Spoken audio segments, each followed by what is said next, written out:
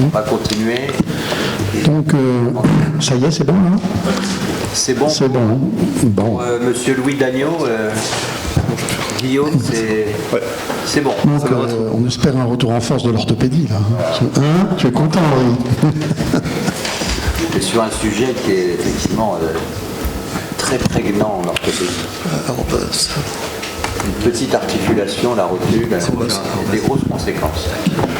Donc tu présentes peut-être Alors Louis Dagneau va se présenter, mais le titre on l'avait donné, donc vers un implant fémoral personnalisé, donc c'est le problème rotulien avec une étude prospective de l'obliquité du fémur distal, donc ce problème fémoro-patellaire qui est une épine irritative, si vous voulez, dans les résultats des prothèses totales de genoux.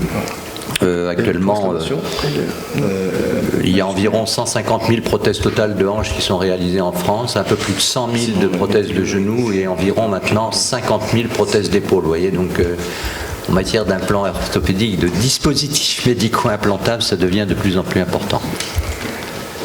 Alors Louis Dagneau est de Montpellier et il fait son stage hors CHU, si je puis dire, à la Mayo Clinique. C'est bien ça, hein? C'est ça. Voilà.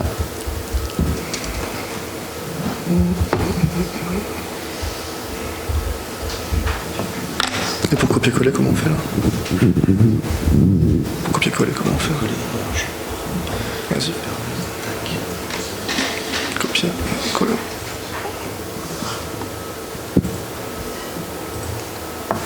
Ok.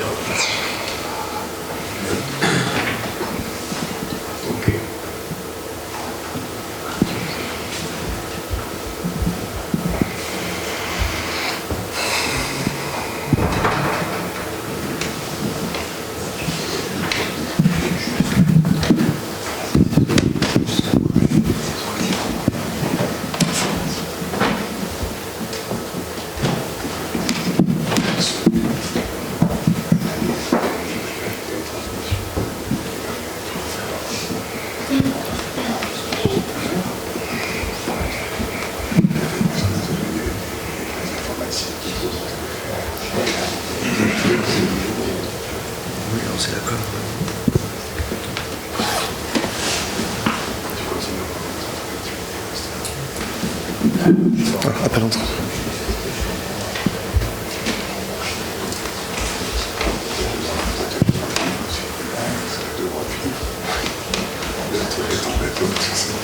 Voilà, oui, ça. Bienvenue. On va te laisser parce que là, on a ton image. Je sais pas, tu nous entends. Tu me mets le pouce en l'air. Si tu m'entends là, mets ton pouce devant la caméra. Tu m'entends? Ouais. Et normalement, ça devrait marcher. Normalement, vous devriez voir ma présentation. Voilà. C'est bon. Eh bien, vas-y, Louis, donc Dagneau, nous t'écoutons. Hop. Est-ce que ça marche? Oui, oui. Alors, Monsieur le Président de l'Académie, cher professeur, cher maître, chers collègues, c'est bien sûr un très grand honneur pour moi que de présenter ce travail qui tend vers une chirurgie spécifique aux patients, une chirurgie prothétique du genou.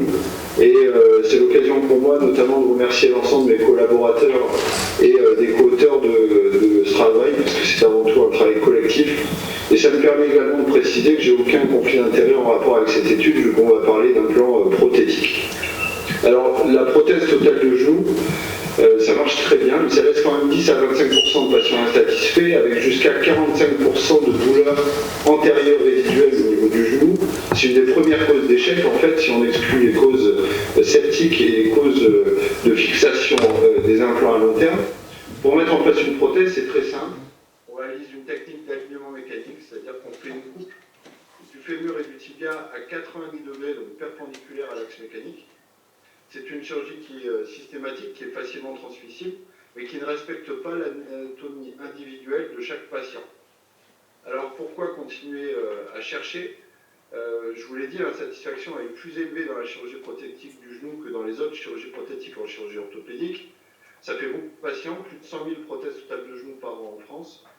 Et la différence fonctionnelle, elle est très difficile à montrer, même par le biais d'essais contrôlés randomisés. Alors il faut savoir où chercher et passer le stade de l'innovation en chirurgie. Comme d'habitude, on revient aux fondamentaux. Et toutes les anatomies du genou ne se valent pas.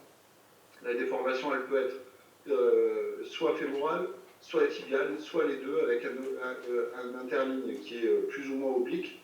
Et force est de constater qu'on ne respecte pas par la prothèse l'anatomie initiale. Vous voyez ici cette étude à droite en élément fini, où on sait que dès lors qu'on met en place une prothèse totale de genou, et ben on distalise le condyle latéral prothétique de plus 7 mm par rapport à l'anatomie initiale. Et encore faut-il avoir les bons outils pour trouver, et c'est tout le travail du service de publier 2 papiers sur l'utilisation des scores spécifiques fémoro-patellaires. On sait maintenant que si on associe un score fonctionnel général de genou et un score spécifique fémoro-patellaire, ben on augmente notre sensibilité pour être discriminant et reconnaître une différence fonctionnelle entre les patients. Alors les hypothèses de ce travail sont très simples. 3 hypothèses. La première, est-ce que l'anatomie initiale, c'est-à-dire est-ce que l'obliquité de l'interligne influence les résultats des prothèses totales de genou? Hypothèse numéro 2, en mettant en place la prothèse, cette variation d'obliquité, est-ce qu'elle influence les résultats des prothèses? Hypothèse numéro 3, est-ce que les 2 facteurs sont liés, c'est-à-dire l'anatomie initiale et la variation due à la mise en place d'une prothèse? Méthode très simple également, étude monocentrique, prospective, on a exclu l'ensemble des causes secondaires pour être sûr de se focaliser sur une arthrose primitive. Donc on a le même set de patients, la même prothèse totale de genou, avec la même technique, la même voie d'abord, le même dessin fémoro-patellaire, donc on est bien comparable dans cette cohorte, et le suivi est un suivi radioclinique à 1 an. Voici le diagramme de flux, avec 114 patients inclus, qui vont être répartis en 4 groupes selon l'anatomie initiale du genou et l'obliquité de l'interligne. Et donc on va réaliser une évaluation radio-clinique. L'évaluation clinique, vous l'avez compris, elle est très simple. Association de 2 scores, un score général, le UKSS, et un score plus spécifique fémoro-patellaire, l'HSS Patella Score. Les 2 scores sont validés en français, ce qui nous intéresse au plus haut point. En ce qui concerne l'évaluation radiographique, elle est faite sur un EOS des 2 membres inférieurs en charge de face et de profil qui permet une mesure angulaire en 3 dimensions et un bilan radiographique standard qui permet d'analyser la position du composant fémoral et du composant tibial. La classification se fait en 4 groupes.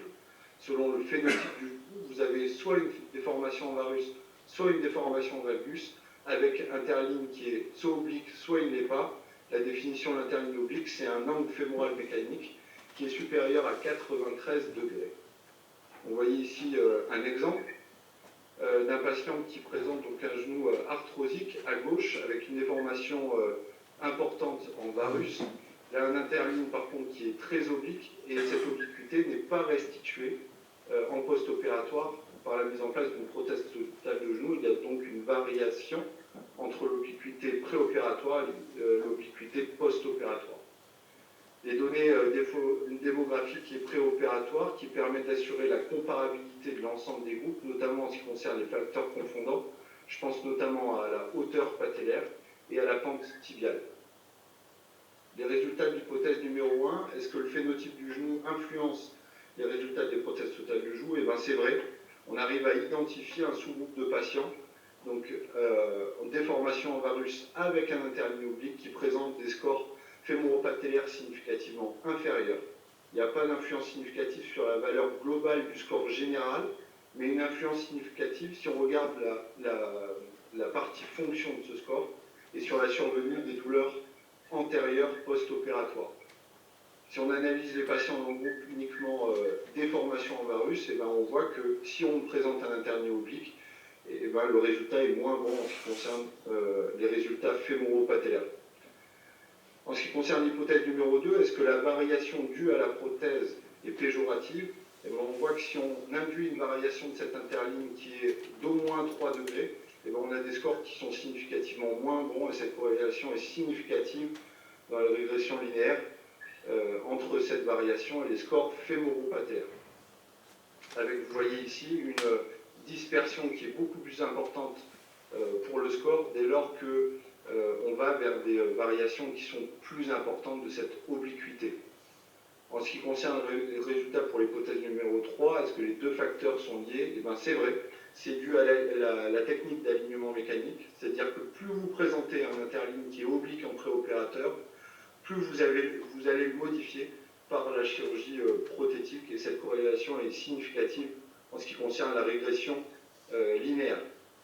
Alors bien sûr, il y a des limites à ce travail, on ne peut pas résumer totalement l'alignement du composant fémoral et son influence sur son seul alignement dans le plan frontal. Néanmoins, c'est cohérent avec un certain nombre de papiers dans la littérature, c'est-à-dire que cet alignement du composant fémoral, il influence le comportement fémoro-patellaire. Et opposé, je dirais, à cette technique d'alignement mécanique, on a l'alignement cinématique, qui est une technique qui permet de poser la prothèse dans l'enveloppe en tenant compte de l'anatomie constitutionnelle du genou. Et on sait que ça procure une meilleure restauration de la cinématique fémoro-patellaire, mais que ça diminue également les contraintes latérales sur le compartiment fémoro-patellaire, et le compartiment latéral à jusqu'à 120 degrés de flexion. Alors vous l'avez compris, ce problème, c'est le problème de l'encombrement latéral prothétique qui est compromettant dans les déformations en varus. Et vous voyez ici l'alignement à droite, l'alignement mécanique qui provoque cette variation d'obliquité, et l'alignement cinématique à gauche qui respecte cette obliquité. Et pourquoi c'est intéressant dans cette chirurgie spécifique aux patients, c'est qu'on va vers des implants fémoraux de plus en plus personnalisés. Je pense qu'il y a deux façons de voir les choses. Soit notre technique est reproductible, on conserve l'alignement, la technique d'alignement mécanique, et alors il faut travailler sur l'encombrement latéral, c'est-à-dire avoir une épaisseur moindre en latéral sur le compartiment prothétique latéral. Soit on change de technique, on passe sur l'alignement cinématique, mais il se trouve alors un nouveau problème, c'est-à-dire que si vous induisez une rotation dans l'implant frontal d'un implant qui n'est pas prévu pour ça, et bien vous allez induire également une rotation dans le plan frontal de l'axe de la trochlée fémorale, et ça sous-entend l'utilisation d'implants modulaires pour s'adapter réellement à l'anatomie du patient. Alors en conclusion, il faut prendre en compte les différents phénotypes du genou. La déformation en varus et l'importance de l'obliquité est fondamentale car elle retentit négativement sur les scores fémoro-patellaires et sur les douleurs antérieures. Ça sous-entend donc dans le futur une approche qui est beaucoup plus personnalisée en faveur de l'anatomie constitutionnelle du patient, que ça soit en travaillant un plan ou que ça soit en travaillant la technique. Et c'est bien toute la beauté de la chirurgie orthopédique, si je puis dire, c'est de ne pas faire les genoux similaires, mais des genoux prothétiques et uniques.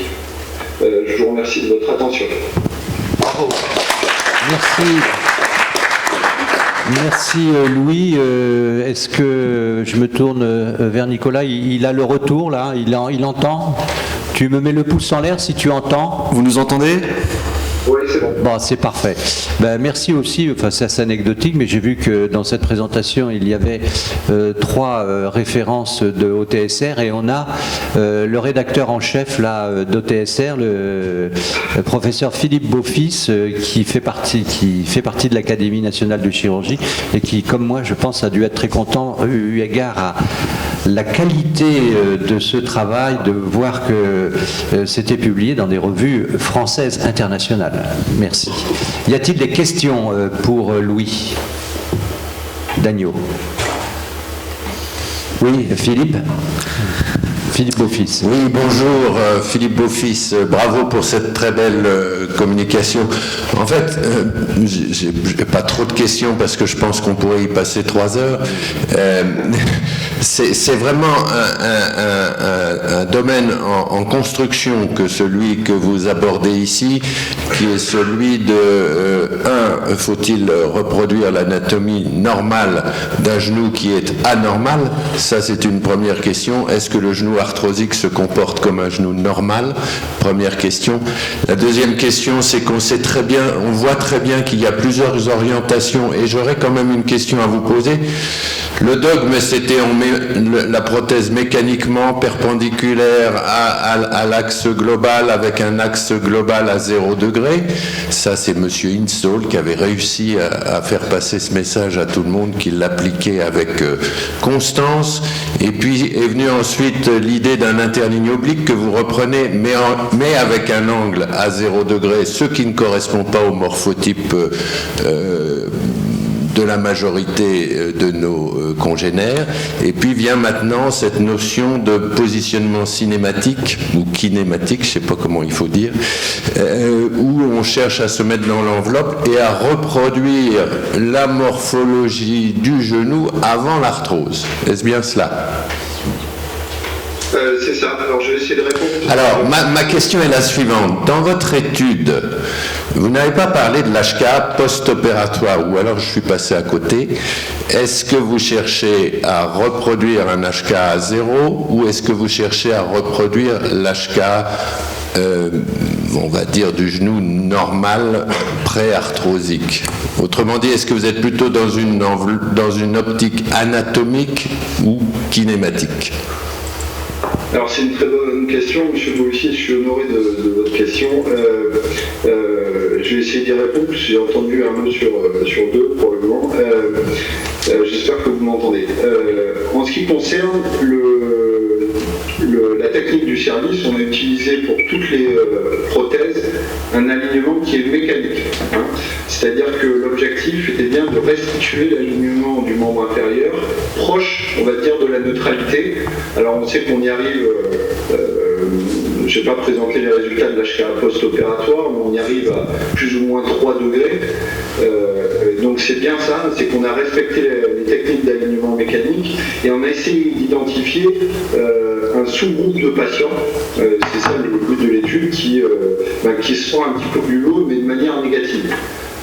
Donc l'objectif de ce travail n'est pas de comparer la technique mécanique avec la technique cinématique, c'est plutôt d'analyser quelles sont les faiblesses pour pouvoir travailler sur le futur. Et quand vous parliez tout à l'heure de comportement du genou arthrosique vis-à-vis du genou pré-arthritique, on sait que si vous mettez le genou prothétique dans l'enveloppe, c'est-à-dire que si vous restituer l'anatomie pré-arthrosique, ou en tout cas si vous essayez de la conserver, on a des scores, notamment des scores de genoux oubliés, qui sont meilleurs que les scores publiés et dans des séries qui sont comparatives randomisées. Je pense au travail notamment de Howell aux États-Unis, qui a bien montré qu'on a tendance à avoir un meilleur score de genoux oubliés dès lors qu'on respecte l'anatomie pré-arthrosique du patient. Voilà. Merci. Philippe, je pense que Louis a répondu à ta question. Vous voyez que les orthopédistes, mesdames et messieurs, se posent beaucoup de questions sur les axes, etc. Y a-t-il une autre question? Tu restes en ligne, Louis? Il n'y a plus d'autres questions? Écoute, je te remercie. Il doit être 4h du matin, non, chez toi? Il est 3h19. Ah non, on est dans les temps, c'est parfait. Merci d'avoir pris la douche, d'avoir mis la cravate et tout. C'est très très bien à cette heure un peu. Non, mais c'était plaisir de t'entendre. Et puis, écoute, bon stage à la Rochester. Et puis, tu transmettras le bonjour de l'Académie nationale de chirurgie à Donald, si tu le croises à Rochester. Donald Trump, bien sûr. Voilà. Merci, au revoir. Merci.